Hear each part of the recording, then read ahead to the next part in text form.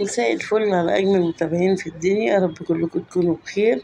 النهاردة هنعمل بسكوت حلو قوي بسيط مكوناته وفي الطريقة كمان. هنعمل بسكوت الكوكيز، هنعمل شوية كده أبيض وشوية بالكاكاو. يلا بينا نسمي الله ونبدأ وصفتنا ونشوف هنعمله ازاي مع بعض ويطلع تحفة زي ما انتم شايفين. يلا بينا نسمي الله ونبدأ مع بعض.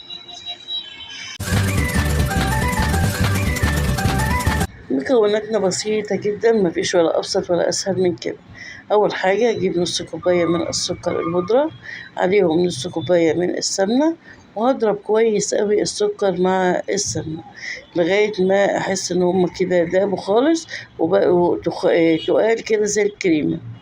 شايفين بالشكل ده، ده السمك اللي احنا عايزينه.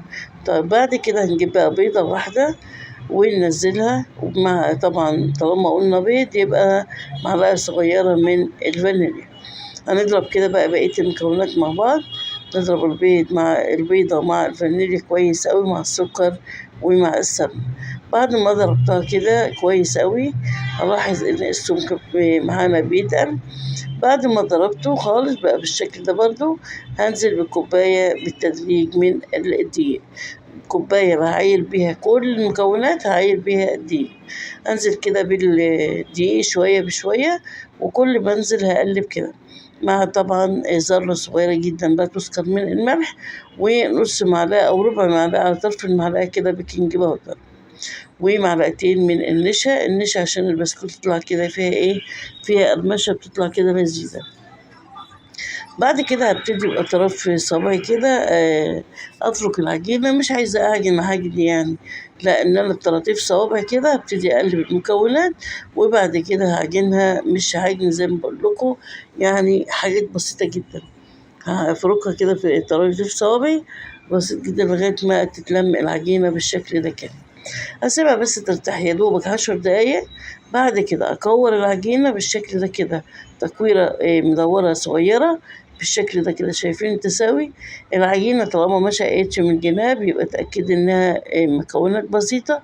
خدت كمان حقها في إن أنا بلم العجينة، يعني خلاص كده خدت وقتها حلو قوي في مش العجن زي ما بقول لكم، لا إن أنا اتلمت معايا كويس، وكمان المكونات والمقادير كلها مظبوطة. بعد ما عملت البيضة هحط لها كمان هنا احط شوكولاتة شيبس اللي هو البني. تمام، وهقسم في الاخر العجينة هنقسمها كده مع بعض، بس نعمل كمان واحدة بيضة. شايفين التدويرة بتاعتها، بنعملها مدورة ونسويها وبعد كده بنحطها في الكوب. لا مثلا بتحطيها على وشها في طبق اللي فيه الكوكس، لا مثلا ترصيه بإيديكي، هو يستحسن لو ترص بيدي منظر أحلى بالشكل ده كده. بعد كده بعد ما عملت قدامكم اتنين بالشكل ده كده، طيب هاجي بقى اقسم العجينة، خلي نصها ابيض والنص التاني يكون بالكاكاو.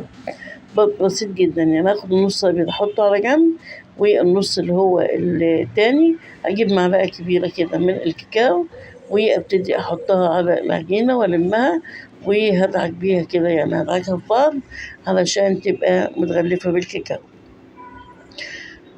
البن دي نفس الطريقة برضو هكورها بالشكل ده كده، وهحط فيها شوكولاتة شيبس اللي هو اللون بقى المعاكس، يعني البني هحط فيه ابيض والابيض هحط فيه بني.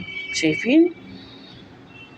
طبعا لو انت عايزاها كلها تكون بني او كلها تكون بيضة براحتك مفيش مشكلة، لكن لو عندك اطفال بقى بتشكل لهم يعني علشان يحبوا الحاجات اللي انت بتعمليها وياكلوها بنفس كده شوية.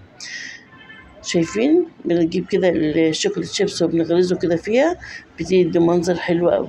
هعمل بقى كله بنفس الطريقة، البني احط له ابيض والابيض احط له بني، يعني بالعكس. هكمل انا بقية الصينية بالشكل ده كده، ولما اخلصها خالص هرجع اوريكم شكلها النهائي، طبعا النهائي قبل ما يدخل الفرن. شايفين؟ ده الشكل بتاعها وده الشكل النهائي. انا عملت كله بنفس الطريقه. دلوقتي شغلت الفرن على درجه حراره 170، هدخلها على الرف الاوسط وهتطلع بالجمال التحفه اللي انتوا شايفينه ده. بسكوتة رقيقة جدا، طعمها خرافة بجد. كوباية الدقيق اللي احنا عملناها عملت لنا كمية كويسة قوي. أتمنى وصفتنا النهاردة اللي عملنا فيها بسكوت الكوكيز تكون عجبتكم، أتمنى تجربوها. أشوفكم بخير في وصفة جديدة، إلى اللقاء.